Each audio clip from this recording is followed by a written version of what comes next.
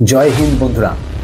আজকে আপনাদের এমন একটা চুরির ঘটনা শোনাবো যেটা শোনার পরে আপনাদের রাগের থেকে বেশি হাসি পাবে। এমন একটা ঘটনা যেখানে চুরি করার পর চোর একটা চিঠি লিখে যায়। ঘটনার সূত্রপাত মধ্যপ্রদেশ ভিন্ড, 5ই জুন 2021। মধ্যপ্রদেশের ভিন্ড বলে একটি এলাকাতে রাকেশ কুমার এবং তার স্ত্রী রিমা কর দুইজন মিলে একটি বাড়িতে বসবাস করতেন। রিমা কর 5ই জুন ওই বাড়িতে তালা দিয়ে বাচ্চাদেরকে নিয়ে বাবার বাড়ি যায়। যাওয়ার ঠিক 5 দিন পরে তারা আবার বাড়ি ফেরে। বাড়ির সদর দরজার কাছে এসে লক্ষ্য করে ওই দরজার তালাটি ভাঙা। রিমা করের মুখে তখন আতঙ্ক আর সন্দেহ। ঘরের ভিতর প্রবেশ করে তারা দেখে ঘরের জিনিসপত্র চারিদিকে ছেটানো, সমস্ত কিছু উলঢাল অবস্থায় পড়ে রয়েছে। রিমা ছুটে গিয়ে পাশের ঘরের আলমারিটার লক্ষ্য করে। তার বিয়ের কিছু গহনা এবং কিছু নগদ টাকা ওই আলমারির ভিতর ছিল। আপনারা বোধহয় অবশ্যই জানেন যে আমাদের মতো মধ্যবিত্ত বাড়ির মা ঠাকুমারা